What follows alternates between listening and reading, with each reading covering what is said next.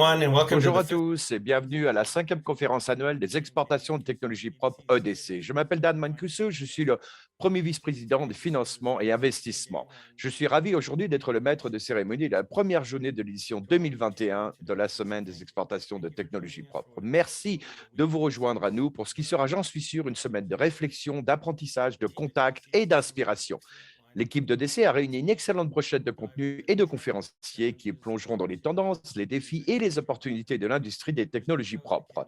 Il ne se fait aucun doute que le Canada est un chef de file en matière de technologie propre et d'innovation. Et cette semaine sera l'occasion de mettre en valeur l'industrie canadienne des technologies propres. Mais avant de commencer, j'aimerais commencer par saluer les peuples autochtones de toutes les terres où nous nous trouvons aujourd'hui. Bien que nous nous rencontrions aujourd'hui sur une plateforme virtuelle, j'aimerais prendre un moment pour reconnaître l'importance des terres que nous considérons comme notre foyer. Nous le faisons pour réaffirmer notre engagement, notre responsabilité dans l'amélioration des relations entre les nations et l'amélioration de notre groupe, de notre propre compréhension des peuples autochtones locaux. D'un océan à l'autre, nous reconnaissons le territoire ancestral et non cédé de tous les Inuits, Métis et les Premières Nations qui vivent sur cette terre. Je me joins à vous aujourd'hui depuis Ottawa et les peuples de la nation algonquin, Anishinaabe, vivent sur ce territoire depuis des temps et des temps et des millénaires. Leur culture et leur présence ont nourri et continuent de nourrir cet endroit. Je vous encourage à prendre un moment pour réfléchir aux terres sur lesquelles vous vous joignez à nous aujourd'hui. J'aimerais aussi remercier très sincèrement nos partenaires, nos clients, les parties prenantes de l'écosystème des technologies propres au Canada pour leur soutien et leur collaboration à l'édition de cette année. Vous allez avoir l'occasion de les entendre au cours des 2 prochains jours. Je vous encourage à tous d'explorer la plateforme Mova, à tirer parti des options de réseautage virtuel et pour, pendant les 2 jours à venir, de pouvoir écouter les chefs de file des technologies propres. Chaque année, c'est avec beaucoup d'enthousiasme et de fierté que j'annonce les étoiles canadiennes de l'exportation des technologies propres. Nous reconnaissons ainsi un groupe d'entreprises triées sur le volet dont les technologies propres ont un impact positif dans le monde entier. Ces entreprises canadiennes ont non seulement prouvé qu'elles étaient des chefs de file dans sa lutte contre le changement climatique, mais elles ont également fait preuve de résilience et de persévérance dans le contexte actuel de crise sanitaire et économique. Nous espérons que ces histoires de réussite, ainsi que les perspectives, inspireront les entreprises et favoriseront la croissance continue de ce secteur. Sans plus tarder, j'ai le plaisir d'annoncer notre première étoile de l'exportation, Green Mantra Recycling Technology, qui est une entreprise à une approche innovante du recyclage des plastiques.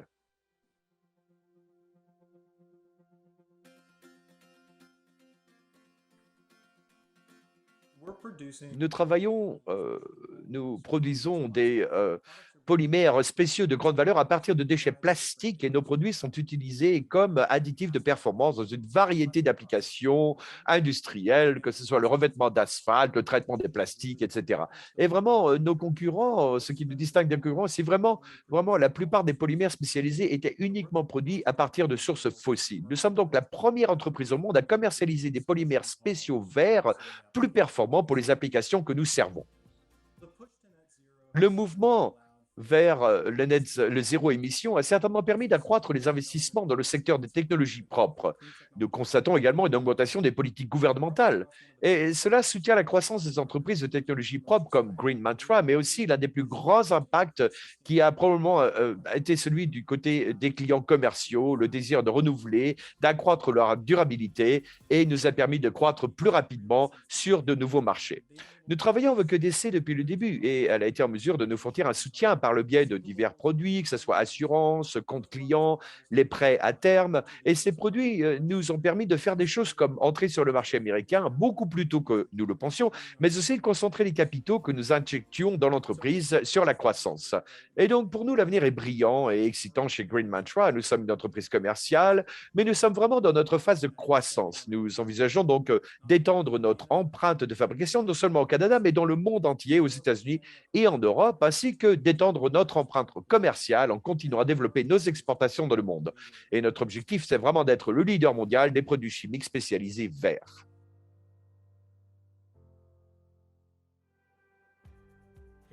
Félicitations à Green Mantra pour avoir été notre premier démarrage à l'exportation du programme. Nous continuerons à annoncer nos gagnants tout au long du programme. Alors restez à l'écoute pour d'autres gagnants et d'autres vidéos. Et maintenant, j'ai le plaisir de vous présenter l'économiste en chef de DC, Peter Hall, pour un aperçu économique du secteur des technologies propres, fort de plus de 25 ans d'expérience en analyse et en prévision économique. Peter supervise les groupes d'analyse économique, l'évaluation des risques des pays de recherche d'EDC. Et il est un conférencier vedette lors de conférences, de tables rondes internationales et de forums sur les politiques. Il est aussi à la télévision, à la radio et vraiment fait partie du commerce. Il parle de l'économie mondiale et des enjeux du commerce international canadien. Peter, merci de vous joindre à nous aujourd'hui. C'est à vous. Eh bien, merci beaucoup de m'avoir invité aujourd'hui. C'est un plaisir réel d'être avec vous et de partager les idées qui vont être préparées, qui ont été préparées par l'équipe économique de décès concernant les perspectives économiques mondiales. C'est vraiment une situation désordonnée en ce moment et ça fait déjà plusieurs mois. Et ce que nous voulons faire, c'est plutôt faire le tri de ce qui se passe en ce moment, le chaos des chiffres, la situation mondiale, la pandémie, etc. Mais pas seulement pour donner une décharge d'informations sur ce sujet, pour vraiment aller au fond des choses. Et étant donné que c'est une situation dans laquelle nous sommes, que faisons-nous à ce sujet? Qu'est-ce que nous en retirons en termes d'idées stratégiques? Et comment pouvons-nous réellement faire fonctionner nos entreprises et quelles sont les implications pour le secteur des technologies propres alors que nous avançons? Donc, merci encore une fois pour m'avoir invité. Et nos perspectives sont intitulées cette fois-ci la bifurcation de la route. Et cela vient de l'inimitable plaisantin Yogi Berra, qui a dit que lorsqu'on arrive à la bifurcation de la route, prenez-la. Eh bien, au début, on se gratte un peu la tête, mais on rit un petit peu parce que c'est ce que Yogi Berra nous fait faire et il nous fait rigoler avec ses blagues. Mais on se dit aussi, merci beaucoup, mais ce n'est pas vraiment un bon conseil pour moi du tout, hein. Vous avez en fait contourné le défi et je suis confronté à un choix. Je dois aller d'un côté ou de l'autre. Je ne peux pas simplement prendre cette chose telle qu'elle. C'est encore plus insultant quand un économiste vous dit ce genre de choses parce que c'est comme si George Bernard Shaw a dit, j'ai rencontré beaucoup d'économistes dans ma vie et qui disent d'un côté et qui disent de l'autre, et il n'y a jamais vraiment de conclusion sur ces choses-là. Donc, pourquoi est-ce que j'insulterais le public en intitulant mes prévisions de cette façon? Eh bien, l'économie mondiale a en fait pris la fourchette, hein. Ce n'est pas quelque chose que je recommande de faire. C'est déjà arrivé. Alors, qu'est-ce que je veux dire par là? Eh bien, entrons directement dans la présentation. Et bien sûr, toute présentation de perspective économique en ce moment doit commencer par la pandémie.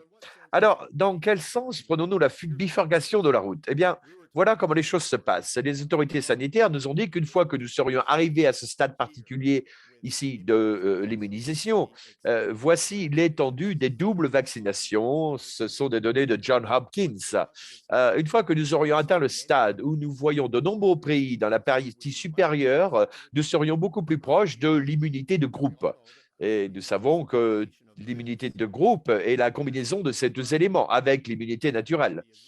Et les études israéliennes nous disent actuellement que l'immunité naturellement acquise est en fait plus efficace contre la COVID-19.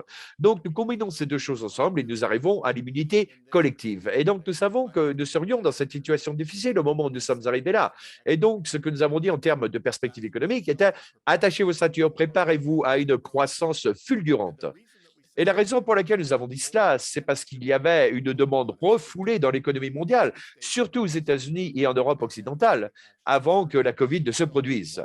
Alors, une fois que la pandémie est passée, cette demande refoulée deviendrait active et l'immunité collective provoquerait une ouverture de l'économie qui entraînerait toutes sortes de compromis en termes de gestion de la croissance, de la chaîne d'approvisionnement, difficultés, etc. Et nous observons certaines de ces choses en ce moment, sauf que vraiment, cette loi de COVID-19 n'a pas encore été cassée. Même avec le degré de vaccination que nous observons actuellement dans le monde entier, dans certains des endroits les plus vaccinés et les plus précoces, nous voyons des épidémies qui dépassent ce que nous avions vu auparavant. Euh, donc, quel était donc le remède dans le passé? Eh bien, à chaque fois que nous avions une épidémie, nous fermions l'économie, que ce soit complètement ou partiellement, au niveau local. Et donc, cette fois-ci, avec les vaccinations qui ont eu lieu avec l'immunité de groupe, en fait, avec qui nous sommes beaucoup plus proches de l'immunité de groupe, pourquoi alors avons-nous des épidémies que nous voyons en ce moment? Eh bien, cette fois-ci, les autorités sanitaires, les décideurs politiques ont dit, eh bien, nous n'allons pas arrêter l'économie. On ne peut pas faire ça à perpétuité. Et donc, cette fois-ci, en raison de la baisse des hospitalisations et de la mortalité, nous avons la COVID qui continue à fonctionner, continue à avancer, et nous avons une économie qui est forte. Donc, l'économie mondiale, la population mondiale, les décideurs mondiaux sont en train de prendre la bifurcation sur la route. Nous laissons l'économie repartir et nous gérons la pandémie en même temps. Il y a de plus en plus d'études qui sortent et qui disent que c'est devenu endémique maintenant. Et donc, que les économies comme la Norvège décident d'ouvrir la libre circulation dès maintenant parce qu'elles ont compris qu'elles sont maintenant proches de la réalisation de cette immunité de groupe et ils peuvent donc avancer.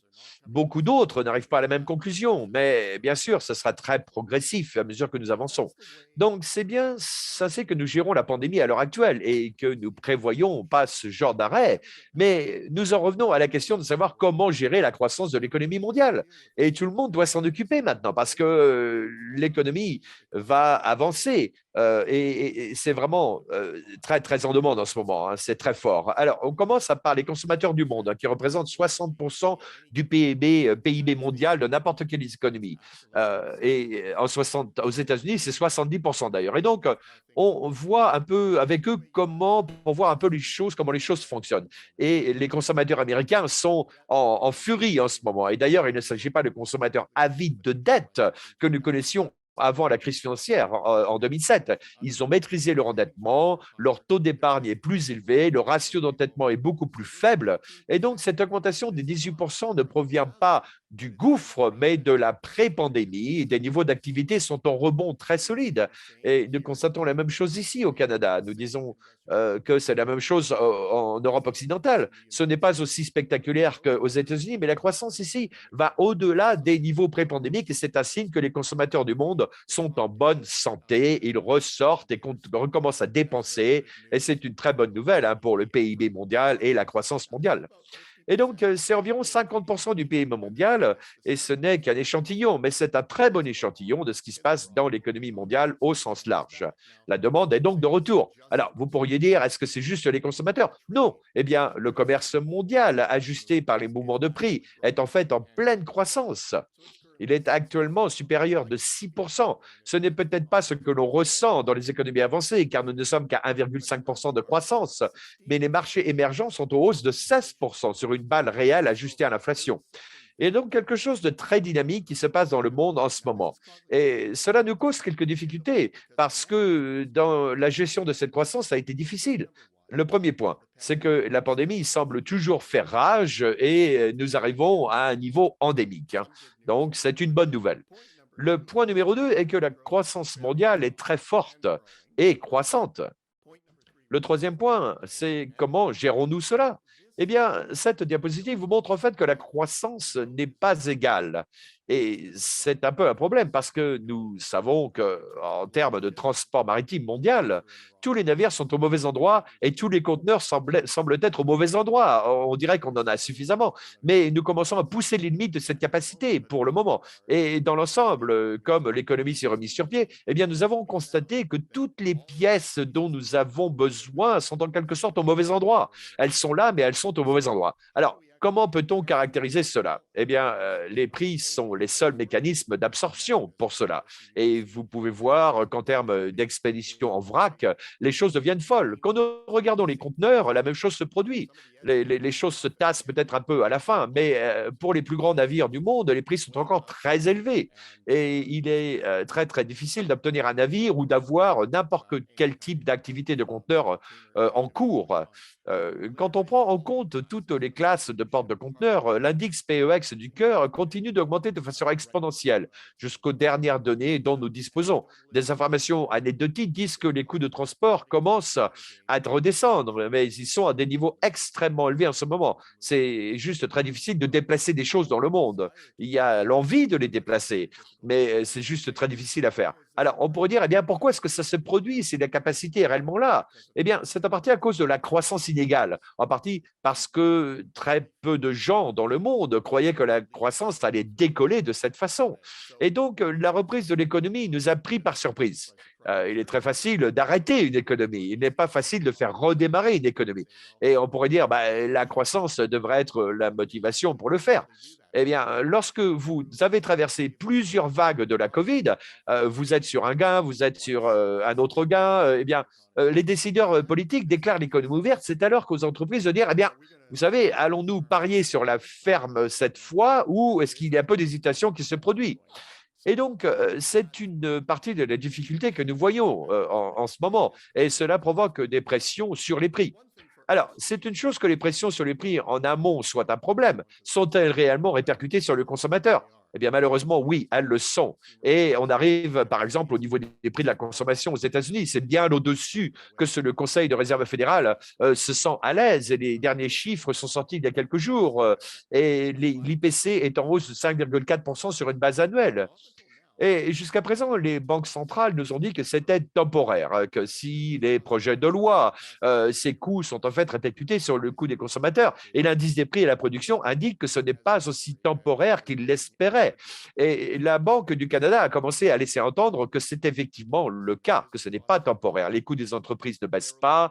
Ils sont un indicateur avancé de ce que les consommateurs vont devoir payer. Et cela va persister encore un peu. Alors, les prix à la consommation peuvent en fait redescendre assez rapidement. Et donc, tant que le grand public est convaincu que c'est temporaire, eh bien, les prix peuvent redescendre. Mais nous avons le même problème au Canada, hein. Nos coûts s'accélèrent et nous nous dirigeons vers le niveau de 4% d'augmentation des prix d'une année sur l'autre en ce moment.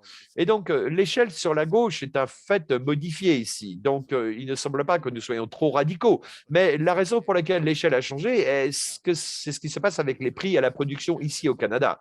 Et ils finissent par être répercutés sur le consommateur. Et nous sommes donc dans le même problème que les États-Unis en ce moment. Alors, c'est une chose que les prix à la consommation bougent comme cela, c'est l'inflation par la demande, hein, c'est normal. Et ça peut changer pas mal de choses tant que nous arrivons au point où l'offre commence à répondre à la demande. Mais ce qui est dangereux dans ce qui se passe actuellement, c'est que notre marché du travail se resserre, pas seulement aux États-Unis, pas seulement en Europe occidentale, ce qui est moins dramatique que les États-Unis en raison de leur population plus vieillissante. Mais ici, au Canada, nous atteignons des niveaux très, très serrés de capacité de travail. Et maintenant, au Canada, nous avons très peu de marge de niveau avant la pandémie parce que notre taux de participation est arrivé au pré-pandémie. Et donc, nous n'avons pas beaucoup de marge de manœuvre parce que l'économie s'ouvre. Et nous entrons maintenant dans la partie la plus dangereuse des prix où les salaires vont grimper en flèche. Et donc, aux États-Unis, regardez à gauche, c'est l'échelle que nous regardons ici, ils ont grimpé jusqu'au niveau de 5%. Et vous pouvez voir sur le graphique ici, nous n'avions au Canada pas vu cela depuis très, très longtemps, hein. Nous avons un peu plus de problèmes avec notre pénurie de main-d'œuvre. Nous sommes donc de retour dans la zone des 7% et demi, ce qui est au nord de ce qui convient aux banques centrales. Donc, on peut en conclure que si nous parvenons à gérer la pandémie et si la croissance est très forte, si nous avons du mal à accommoder la croissance et que cela se répercute sur les prix les plus rigides, comme les salaires augmentent. Ils ne baissaient pas très facilement, hein, comme nous le savons. Alors, ça commence à se traduire comme dans le comportement des prix. Et nous nous heurtons donc au problème que nous n'avons pas assez de capacité pour faciliter la croissance qui existe réellement. Eh bien, est-ce que la croissance va continuer? Si nous regardons la confiance, les entreprises sont très confiantes, les consommateurs sont très confiants ici au Canada. Ils le sont également aux États-Unis, en Europe de l'Ouest. Et donc, malgré les difficultés que nous ressentons, tout le monde semble être capable de voir la croissance. Et alors, pourquoi est-ce que ce sera le cas?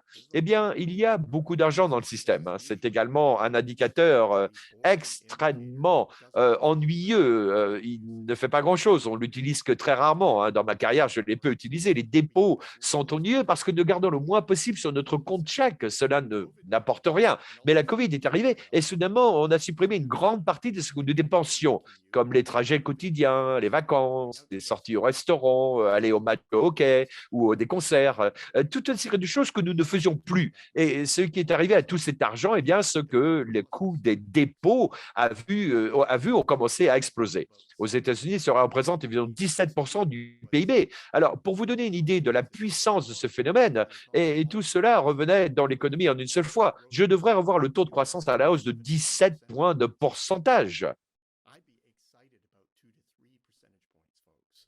So you think you got a problem with supply chains and 7% de pourcentage. Donc, this is a whole storehouse of pent-up demand that's not just maintenant, il y a tout un stock de demandes refoulées. Ce n'est pas seulement aux États-Unis, mais aussi en Europe de l'Ouest. Et nous avons également la même situation au Canada. Il s'agit de liquidités supplémentaires par rapport à ce que nous aurions normalement accumulé. Et donc, cela peut entrer dans l'économie à tout moment. Bon, ce que cela nous dit, c'est que pour un certain nombre d'années maintenant, eh bien, à l'avenir, nous allons avoir une réserve d'argent qui va maintenir l'économie en marche, même si les mesures de stimulation sont retirées de l'économie. Donc, c'est plutôt une bonne nouvelle.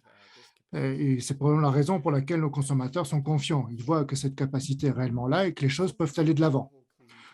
Et alors, comment, pour l'ensemble de technologies clean tech, de technologies propres clean tech, comment l'économie réagit-elle à tout ça? Eh bien, il y a un niveau d'intensité énergétique vraiment dans l'économie et ça ne change pas beaucoup avec le temps. Ainsi donc, alors que l'économie se redresse, nous avons tous profité de la baisse de l'utilisation des combustibles fossiles et des émissions de carbone dans l'économie. En conséquence, nous avons donc tous profité d'un air plus pur que nous avons tous connu au cours de cette période et tout le monde aimerait que cela continue. Mais la difficulté de choisir de voter, de faire repartir l'économie à la hausse, c'est que ces intensités d'utilisation des combustibles fossiles ou des sources d'énergie propres eh bien, ne changent pas radicalement à la suite d'une interruption de l'économie.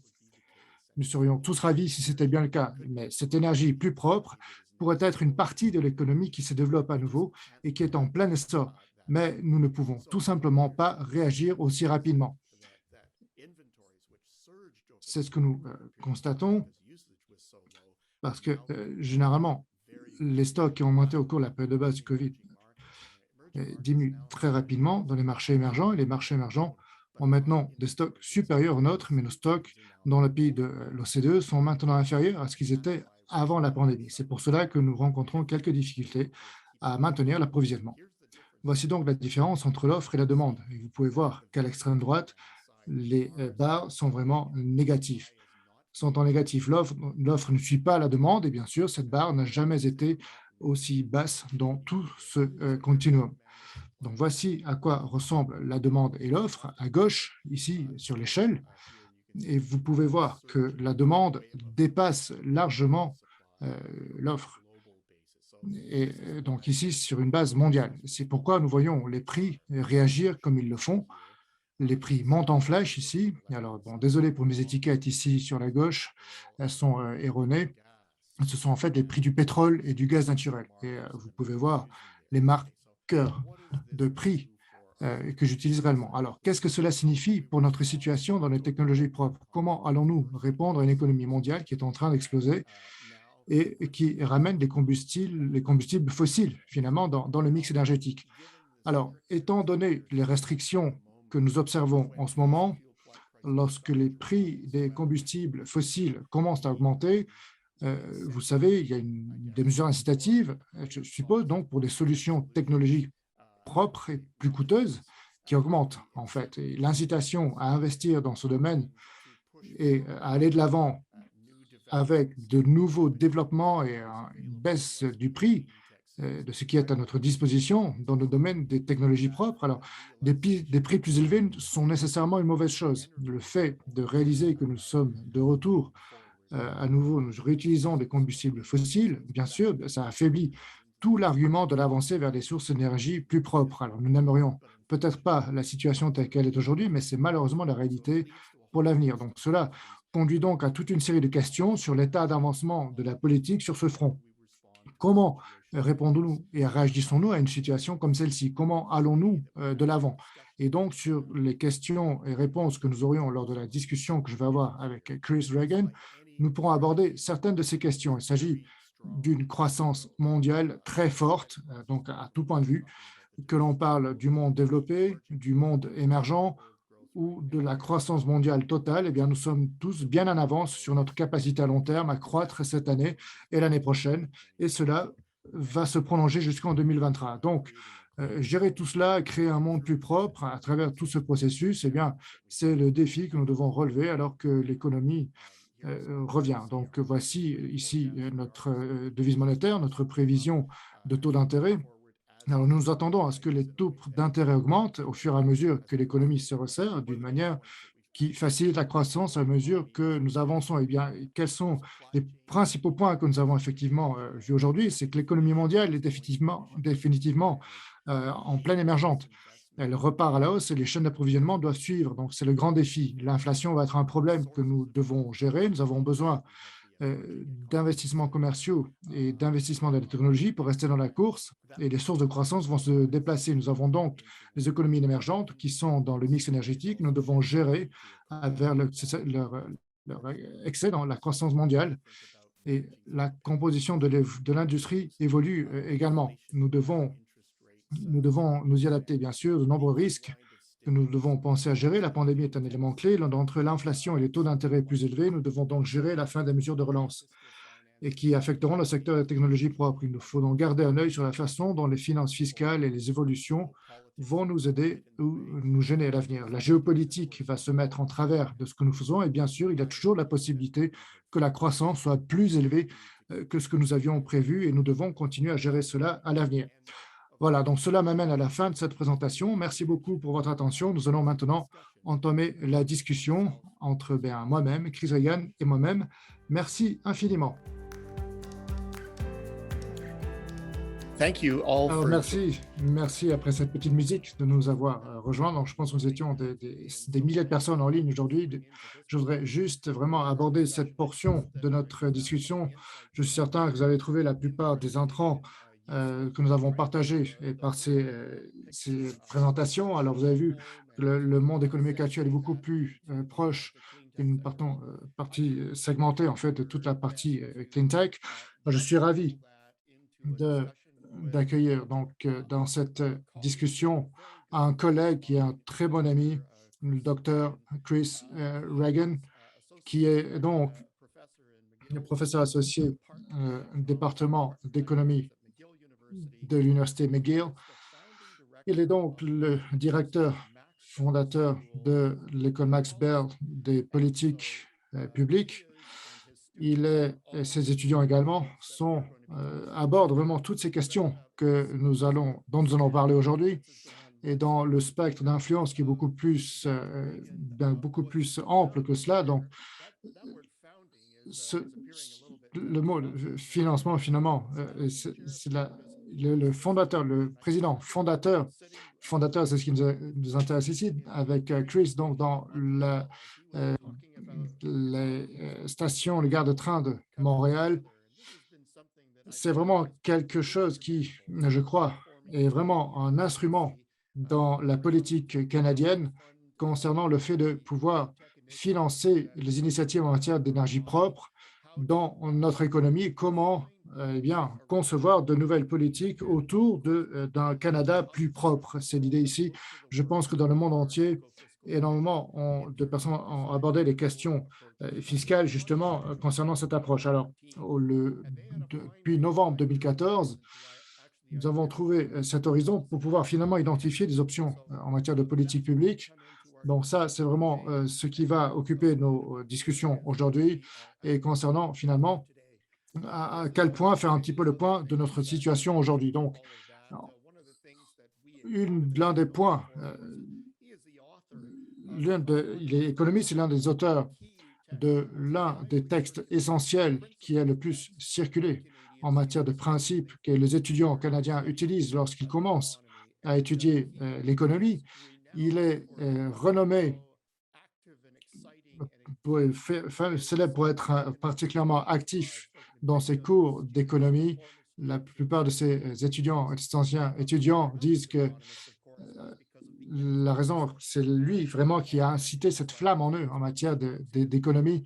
Il a publié énormément de livres et d'articles Nous sommes ravis vraiment de vous accueillir aujourd'hui. J'espère que je n'étais pas trop embarrassé dans cette présentation.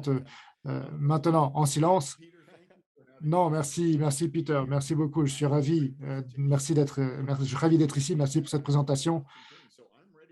J'ai pris quelques notes ici, donc je suis tout à fait disposé à te bombarder à certaines questions.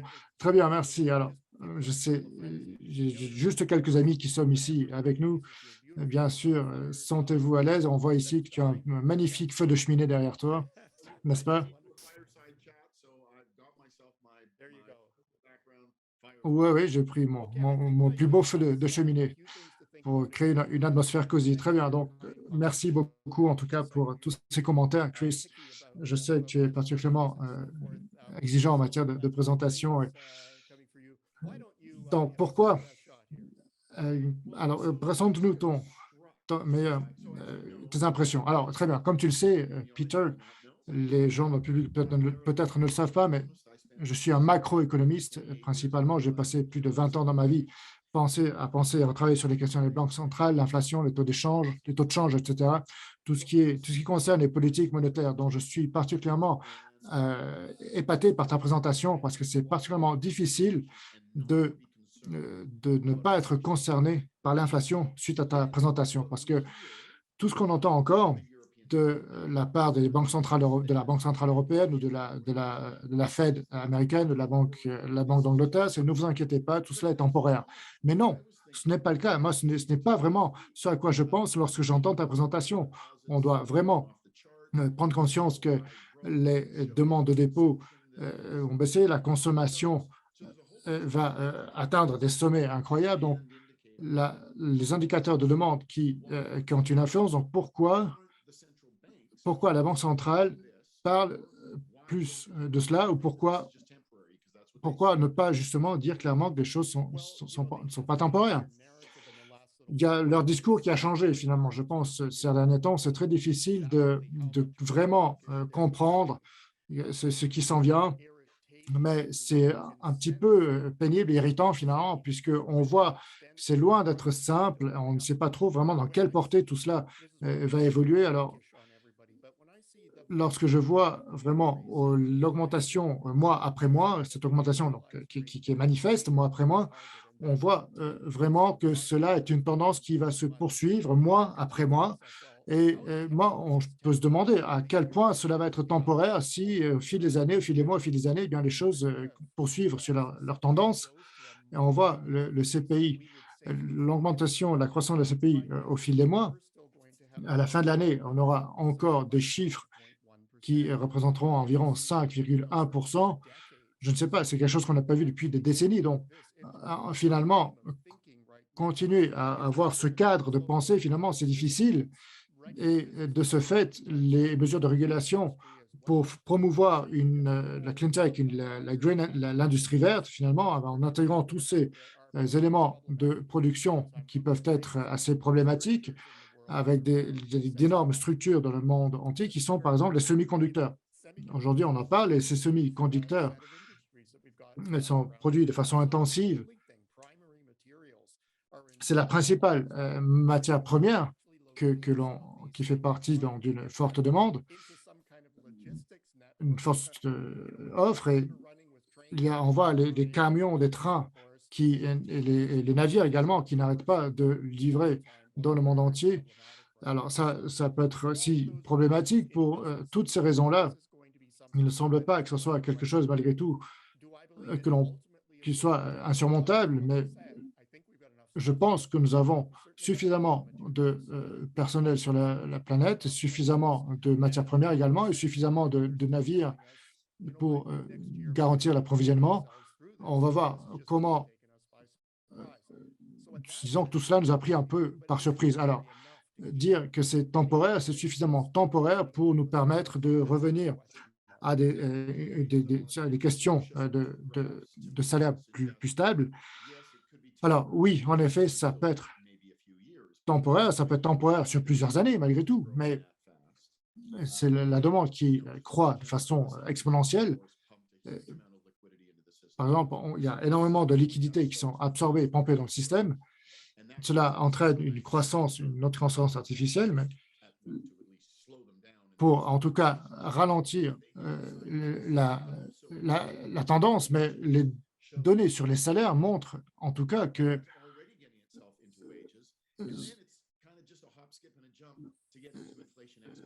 c'est difficile de se projeter sur sur une inflation galopante. En tout cas, c'est beaucoup plus difficile pour les banques centrales de revenir, de reconsidérer en tout cas une possibilité de revenir à ces points initiaux. Donc, je ne suis pas vraiment certain de la raison pour laquelle les banques centrales auront nécessairement raison. Nous n'aurons que quelques 2-3% d'inflation pour les quelques années qui suivent. Je pense que moi, je n'ai pas forcément confiance en ce modèle. Pour les gens qui sont ici avec nous, ce que j'ajouterais, c'est que puisque nous rassemblons tous ces points-là, les actionnaires des grosses entreprises, des grandes compagnies qui investissent, qui peuvent être représentés aussi autour de la table, les gros financiers disent bien, on entend maintenant qu'il y a vraiment une grosse pression sur les augmentations de salaire et comment préserver nos marges finalement. Donc, dans les prix, par rapport au prix de vente pratiqué. Donc, nous avons fait un sondage dans le pays et c'est la première fois dans leur vie qu'ils voient une augmentation de même jusqu'à 15% dans les prix des matières premières. Donc, c'est difficile dans les entreprises de préserver les marges et de vraiment considérer qu'il faille devoir vraiment essayer de préserver et faire tout pour préserver ces marges. Donc, je n'ai aucun problème moi, sur les places de marché à avoir tout cela, mais les attentes, en tout cas, concernant l'année prochaine, eh bien, il y a nos moyennes, en tout cas, les moyennes arrivent à 3,7%. Donc, ce qui est incroyable à ce niveau-là, c'est que cela peut signifier que les banques centrales ont raison parce que les banques centrales ont été crédibles. C'est que sur ces attentes-là, même si certains indicateurs que vous montrez, si les inflations restent inchangées à 2,2 ou 3,7, comme c'est le cas, eh bien, peut-être que l'inflation pourra être maintenue ou contenue en tout cas. Mais là, il y a un autre indicateur, c'est qu'on n'a pas parlé des investissements. Mais je veux vraiment qu'on puisse parler, que nous dise à quel point les entreprises sont vraiment optimistes dans cet environnement. Peut-être qu'elles pouvaient être optimistes il y a 18 mois, mais aujourd'hui, avec les taux de vaccination qui n'ont de cesse d'augmenter, l'économie est en train de revenir. Donc, à quoi ressemblent aujourd'hui les investissements sur les croissances, des ralentissements de croissance à long terme? Comment les entreprises canadiennes ou les entreprises ailleurs considèrent justement aujourd'hui les investissements? Alors, c'est une question vraiment intéressante, puisque dans notre économie, maintenant, l'économie mondiale a ralenti. Elle est aujourd'hui en mode de stabilisation dans un monde post-crise financière. Je dirais que ce n'était pas quelque chose de permanent. Nous avons eu une grosse bulle à l'issue de la crise financière qui s'est déroulée peu après la récession. Donc, cela va encore nous prendre longtemps.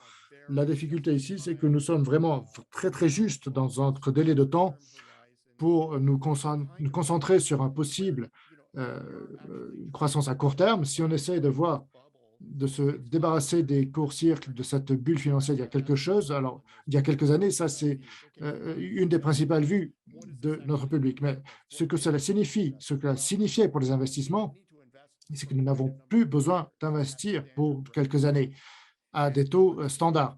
Mais une fois que l'on ait traversé tout cela, la mentalité, en fait, s'est concentrée sur les pensées du public en général. Donc, tout cela a agi comme un suppresseur de l'économie à partir de 2016. Et les gens ont dit que l'une de ces situations normales, eh bien, il y a, disons que ça va être encore une fois la même chose. On va devoir passer à, un temps particulièrement difficile. Eh bien, c'est faux, puisque les conditions préalables pour cela, c'est que, en tout cas, il y avait une demande vraiment significative en matière d'investissement d'affaires. On ne peut pas consommer pendant une grande période de temps, puisque d'après les standards sur le long terme et les marqueurs traditionnels sur le long terme, lorsqu'on acquiert, lorsqu'on voit une demande, bien, je trouve que donc l'économie n'a pas de raison de ne pas exploser.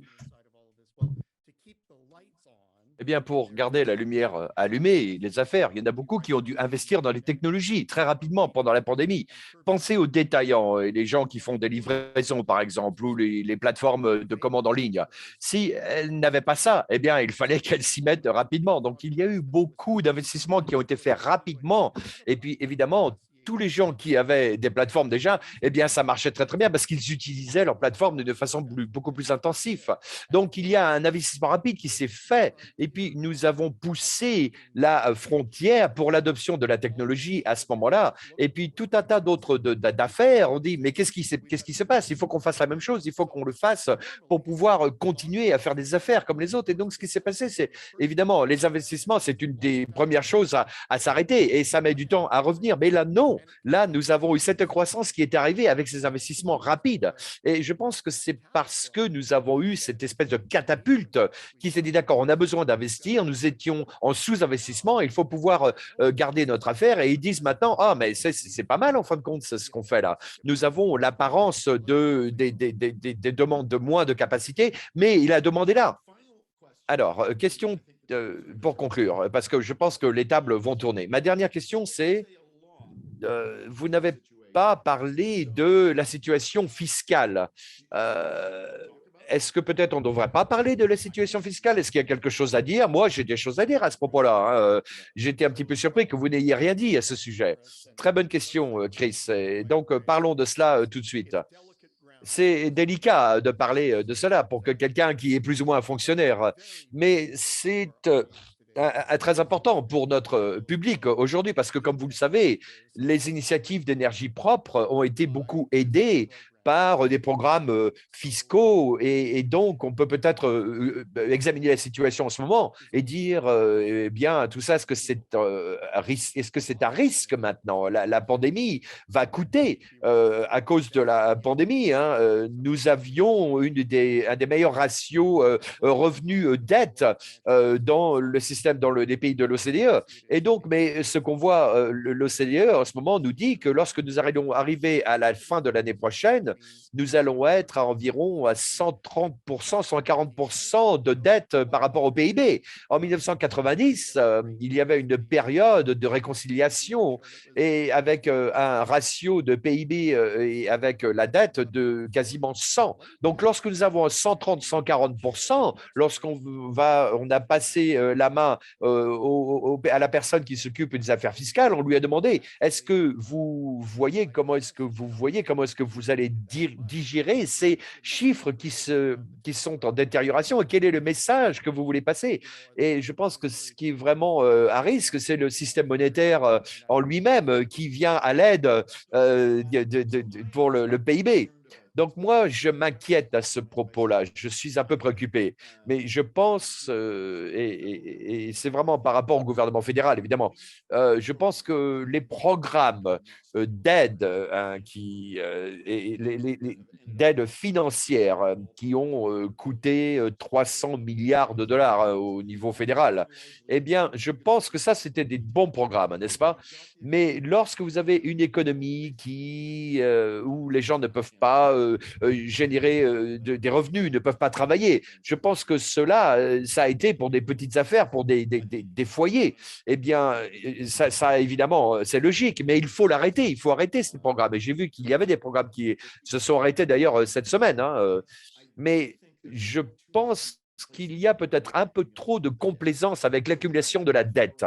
Et lorsque regarde les dettes provinciales et fédérales, je vois que nous sommes juste au-dessous des points de pourcentage où on en était au début des années 90, où on avait dit, d'accord, on a une grosse dette. Moi, je parle d'une dette nette, hein, et je sais que les gens aiment comparer les dettes brutes sur le temps. Mais sur une dette nette, nous sommes juste à quelques pourcentages de plus qu'on était au début des années 90, lorsqu'on s'est tapé contre ce mur de dette. Donc, je pense que pour moi, il faut vraiment prendre en considération cette dette et la faire baisser au niveau du PIB.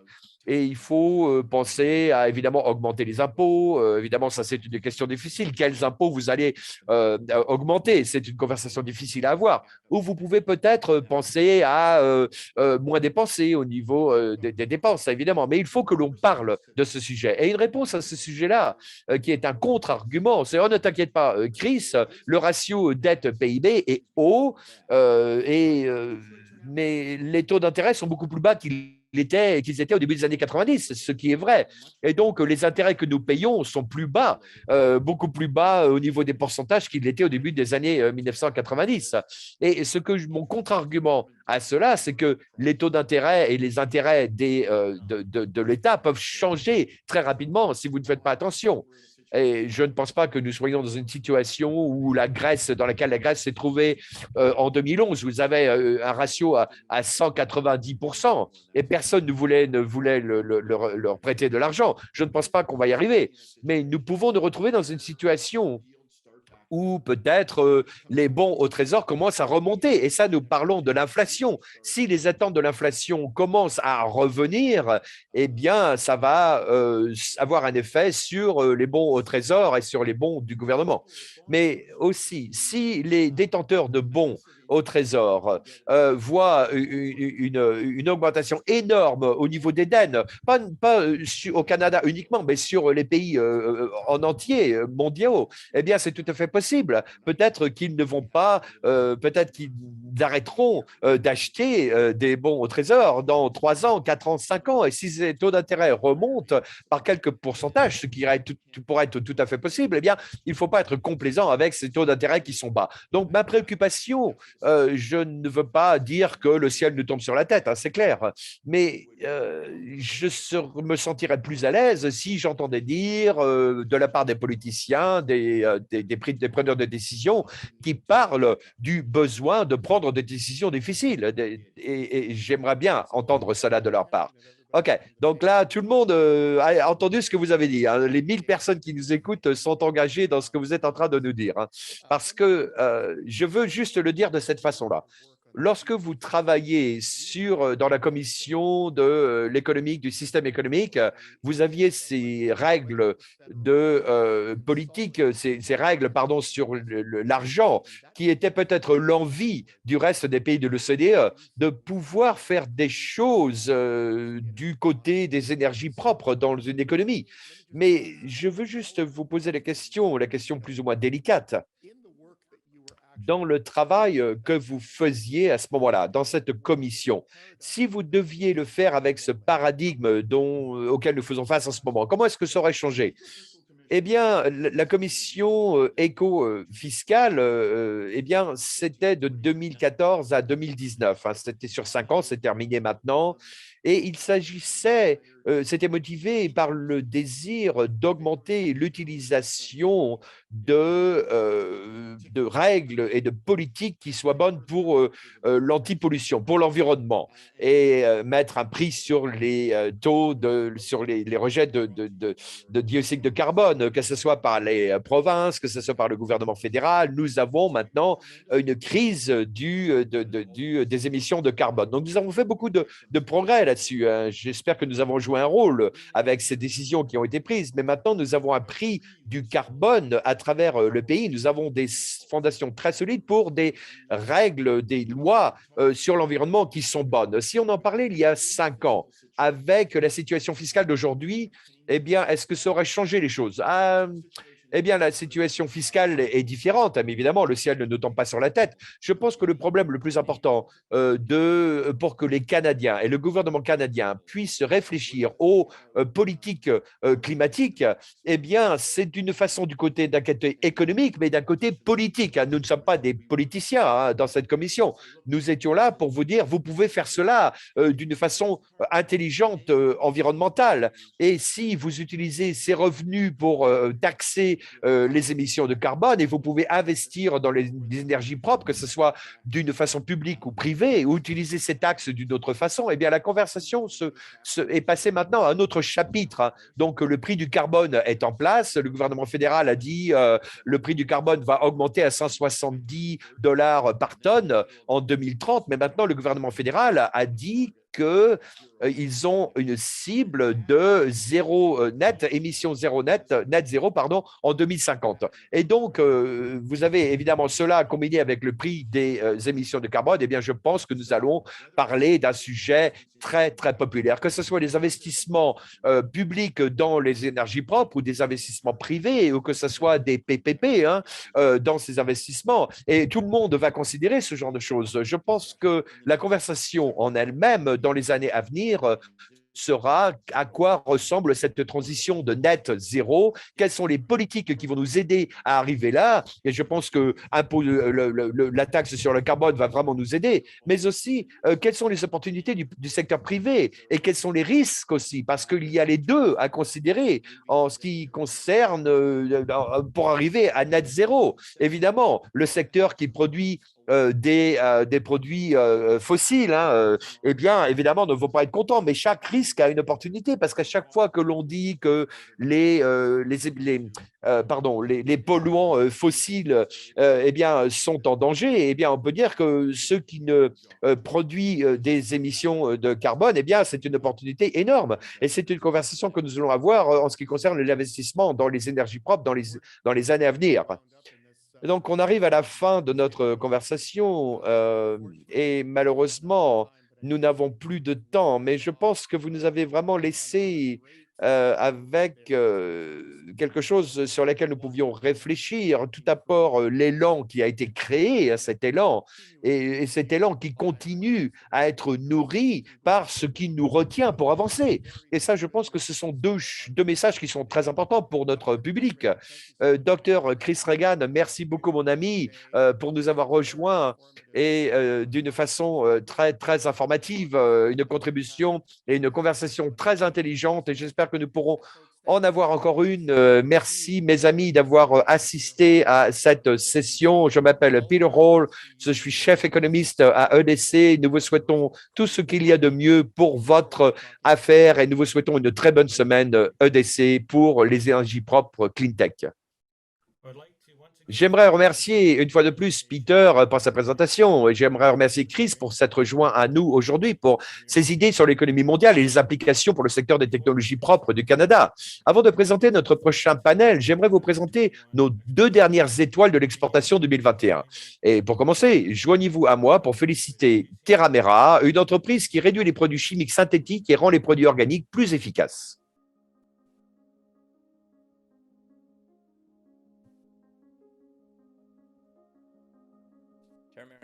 Terramera est une entreprise de technologie agricole durable basée à Vancouver. Notre question centrale est la suivante. Comment pouvons-nous utiliser la technologie pour libérer l'intelligence de la nature afin de construire un monde qui peut prospérer et subvenir aux besoins de tous? Donc, ce qui existe chez Terramera, c'est notre compréhension de la chimie et les molécules, ainsi que notre capacité à modéliser et à suivre ces molécules. Nous nous concentrons donc sur l'application de notre technologie pour atteindre 3 grands objectifs d'ici la fin de la décennie. D'abord, en utilisant notre plateforme de chimie verte active pour réduire de 80% les pesticides synthétiques utilisés dans l'agriculture au niveau mondial, et pour augmenter la productivité de la rentabilité des exploitations agricoles d'au moins 20%. Si on peut faire cela à grande échelle, cela suffira à nourrir 1 milliard de personnes de plus dans le monde. Et troisièmement, augmenter le carbone organique du sol d'au moins 100%. L'exportation est essentielle à notre stratégie. EDC a été l'un des premiers investisseurs de Terramera en 2016. et ils ont encore investi en 2019. EDC nous a également soutenus dans le service de croissance accélérée en examinant notre entreprise de manière holistique pour voir quel domaine il pourrait fournir pour un soutien et des conseils et des outils et des produits comme les comptes clients, l'assurance.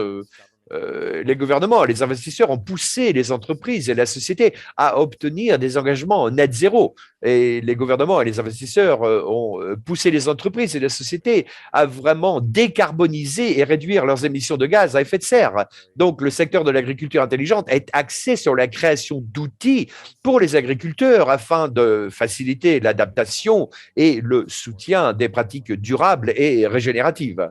Mais d'autre part, il s'agit d'aider ceux qui sont intéressés par les séquestrations du carbone dans les sols à acheter des compensations de carbone de manière fiable. Et l'avenir semble donc prometteur, hein, durable et même régénérateur.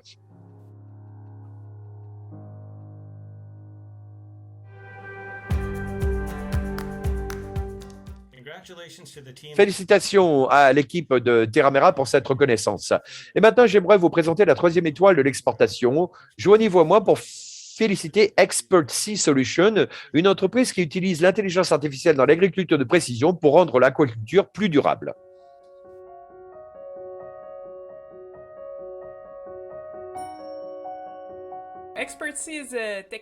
Expert-C, c'est une entreprise de technologie. Le cœur de notre activité, c'est d'aider les éleveurs de crevettes à mieux les élever en leur apportant des données et une visibilité sur la production afin qu'ils puissent obtenir un meilleur rendement, une plus grande rentabilité et une meilleure gestion de la ferme. Et ce qui nous distingue, c'est le fait qu'au fil des ans, nous avons recueilli des milliards d'images et de points de données sur la production de crevettes.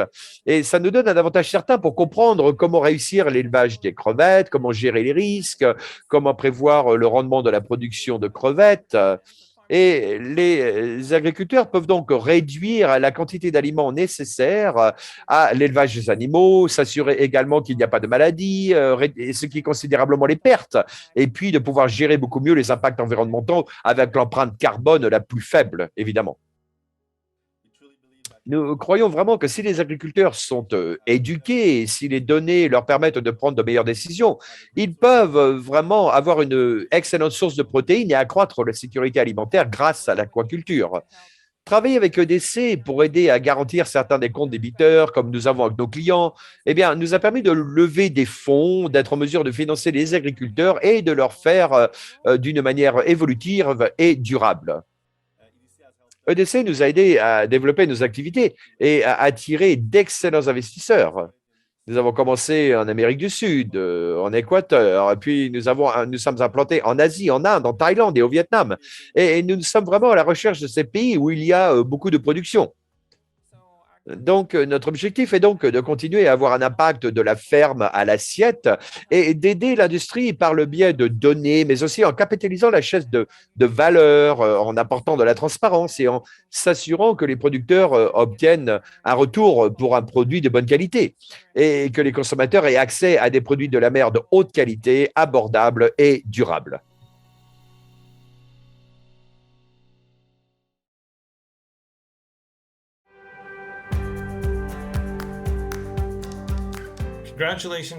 Félicitations à Terramera Inc. et à Expert-C Solutions qui ont reçu le titre d'étoile de l'exportation.